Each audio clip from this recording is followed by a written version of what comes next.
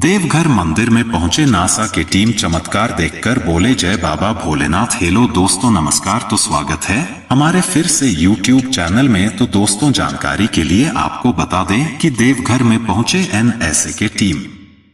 अब वहां पर क्यों पहुंचे दोस्तों, तो लिए हम आपको इस वीडियो में बताते हैं। लेकिन उससे पहले दोस्तों, हम आपसे हाथ जोड़कर निवेदन करते हैं कि अगर आप यह वीडियो मेरे फेसबुक पेज पर देख रहे हैं तो फॉलो कीजिए, और अगर यूट्यूब चैनल पर देख रहे हैं तो लाइक, सब्सक्राइब और कमेंट में जय बाबा भोलेनाथ जरूर से जरूर लिखने का प्रयास करें, ताकि बाबा भोलेनाथ की कृपा हम मनुष्य पर सदैव के लिए बना रहे हैं।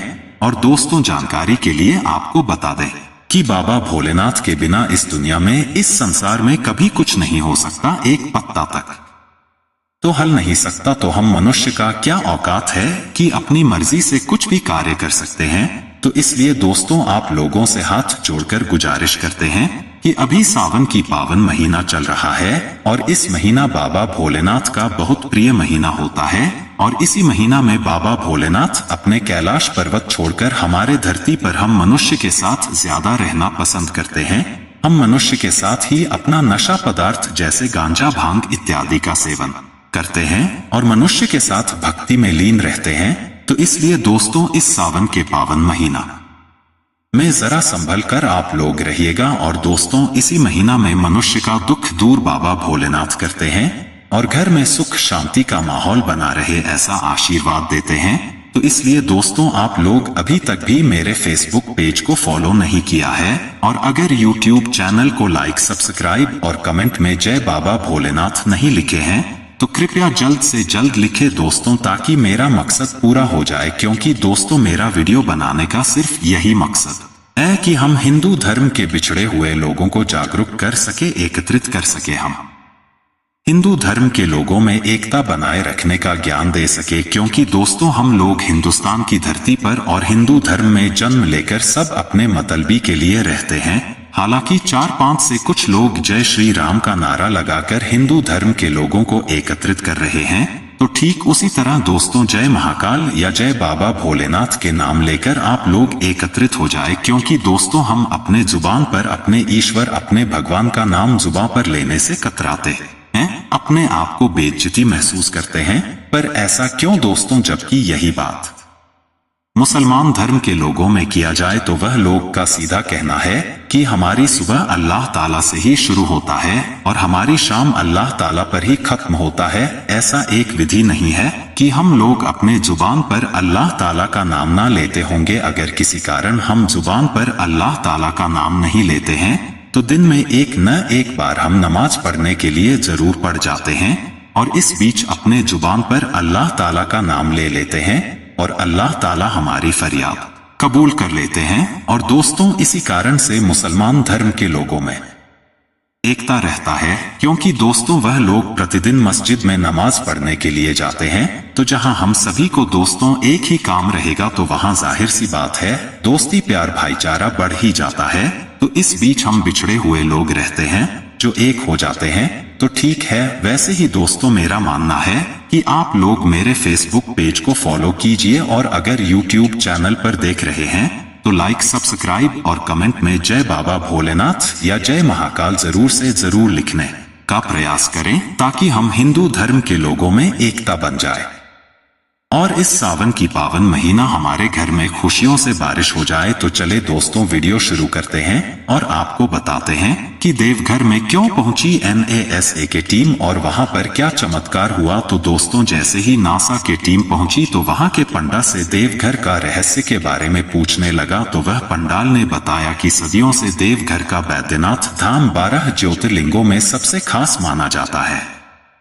यह मंदिर ऐसी कई विशेषताएं अपने में समेटे हुए है जो सबके लिए आज भी कौतूहल का विषय है। ऐसी ही एक विशेषता है चंद्रकांता मणि। यह मणि मंदिर में स्थापित शिवलिंग के ठीक ऊपर गुंबद के अंदरूनी हिस्से में जड़ा गया है, जिससे बूंद बूंद पानी शिवलिंग पर गिरता रहता है। इसमें पानी कहां से आता है, यह आज भी रहस्य का विषय है। धार्मिक जानकारों कहते हैं कि यह मणि रावण ने ही इस गर्भगृह में स्थापित किया था। बाबा मंदिर के प्रसिद्ध तीर्थ पुरोहित प्रमोद श्रृंगारी ने लोकल 18 को बताया कि चंद्र के स्वामी स्वयं शिव हैं और चंद्र आंख के रूप में माना गया है। भगवान शिव की आंख में हमेशा जल रहता है, इस वजह बूंद बूंद पानी गिरता रहता है। देवघर मंदिर प्रांगण स्थित मुख्य मंदिर के भीतरी प्रकोष्ठ में शिखर के ठीक नीचे अष्टदल कमल निर्मित है और इसके बीच में चंद्रकांता मणि जड़ित है, जो चतुर्भुजाकार है। कहा जाता है कि यह चंद्रकांता मणि रावण ने स्थापित की थी। जब रावण शिवलिंग को लंका नहीं ले जा पाया तो उसने सोचा कि हमारे आराध्य देव की पूजा कौन करेगा। ऐसे में रावण ने जलाभिषेक के लिए इस चंद्रकांता मणि के भीतरी गुंबद में स्थापित कर दिया था। तीर्थ पुरोहित बताते हैं कि रावण जब इसे लंका नहीं ले जा पाया तो इस आराध्य देव की पूजा के लिए रावण ने खुद इस अद्भुत मणि को कुबेर से मांगकर स्थापित किया था। बैद्यनाथ धाम मंदिर के 85 फीट लंबे भीतरी गुंबद में यह चंद्रकांता मणि जड़ा हुआ है। मान्यता है कि चंद्रमा से प्रभावित होकर इस मणि से ओस की बूंद के समान जल लगातार पवित्र ज्योतिर्लिंग पर गिरता रहता है। जब बिहार झारखंड एक था तब बिहार के ही मुख्यमंत्री पंडा समाज से आते थे, जिनका नाम डॉक्टर विनोदानंद झा था। उनकी इच्छा हुई कि इस चंद्रकांता मणि को देखा जाए, किस आकार का यह दिखता है। तब 1962 में इस मणि को उतारा गया था। तभी एक तस्वीर भी खींची गई थी। बताया जाता है कि यह मणि आंख की तरह चमकती है। जिन तीर्थ पुरोहितों ने अपनी आंखों से इसका दर्शन किया है, उनकी माने तो गुंबद के सबसे ऊपरी छत में एक चतुर्भुजाकार आकृति बनी हुई है, जिसके चारों किनारे बड़े आकार के नवरत्न जड़े हुए हैं और मध्य भाग में एक अष्टदल कमल बना हुआ है। इसी के बीच में यह अमूल्य चंद्रकांता मणि को जड़ा गया है। 12 ज्योतिर्लिंगों का काफी महत्व बताया गया है। इन 12 ज्योतिर्लिंगों में से झारखंड के देवघर में स्थित तीर्थ स्थल बैद्यनाथ धाम को 9वां ज्योतिर्लिंग माना जाता है। देश भर का पहला मंदिर जिसके शिखर पर है, पंचशूल लगा है। इस पंचशूल में कई रहस्य छिपे हैं। झारखंड के देवघर में स्थित बैद्यनाथ धाम को 9वां ज्योतिर्लिंग माना जाता है। धार्मिक मान्यता है कि बैद्यनाथ धाम ज्योतिर्लिंग के साथ एक शक्तिपीठ भी है। मंदिर में आने वाले सभी भक्तों की इच्छा पूर्ण होती है। यही कारण है कि बैद्यनाथ धाम में स्थापित किए गए मंदिर को कामना लिंग के नाम से भी जाना जाता है। मंदिर के शिखर पर स्थित पंचशूल में अनोखे रहस्य छिपे हैं। वहीं दुमका स्थित बासुकीनाथ मंदिर का भी अलग ही महत्व है। वैद्यनाथ धाम में बाबा के दर्शन के बाद बासुकीनाथ मंदिर में दर्शन करना जरूरी होता है, नहीं तो मान्यता है कि सारे फल अधूरे रह जाते हैं।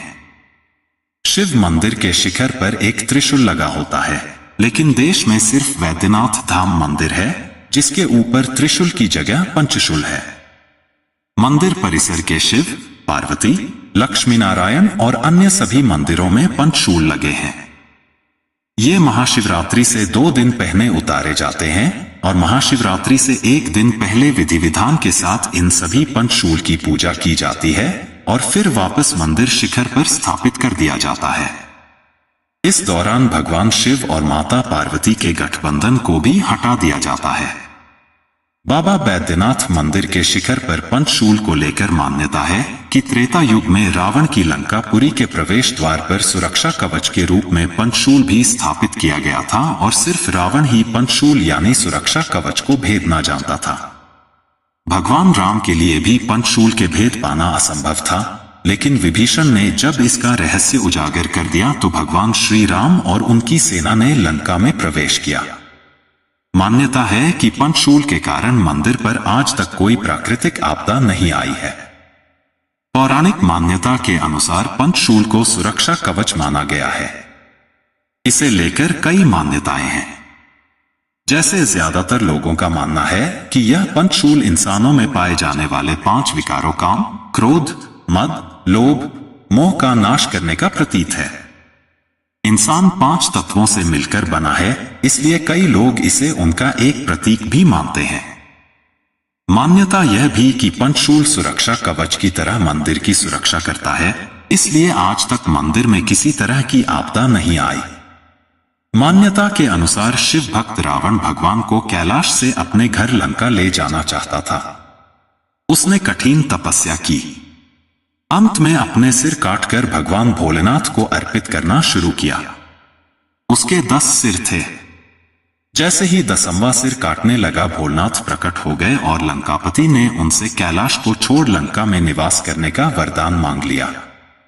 शिव ने मनोकामना पूरी की, लेकिन उसके सामने शर्त रख दिया कि लंका ले जाते समय रास्ते में शिवलिंग को न रखे। शिव के वरदान की बात सुन परेशान देवतागण भगवान विष्णु के पास गए। विष्णु ने वरुण देव को रावण के पेट में निवास करने को कहा। इसके बाद देवघर में रावण को लघुशंका लगी। वह रुका और बैजू नाम के एक ग्वाले को शिवलिंग पकड़ने को कहा। वह ग्वाला कोई और नहीं, स्वयं भगवान विष्णु थे। प्रभु की लीला के कारण रावण घंटों लघुशंका करता रहा और बैजू ने शिवलिंग को जमीन पर रख दिया। इस तरह रावण अपनी शर्त को हार गया और भोलेनाथ वहीं स्थापित हो गए। बैजू के कारण मंदिर का नाम वैद्यधाम पड़ा। चूंकि रावण कठिन तपस्या के बाद शिवलिंग को कैलाश से देवघर तक लाया था, इसलिए इसे रावणेश्वर धाम और शिवलिंग को रावणेश्वर ज्योतिर्लिंग कहा जाता है।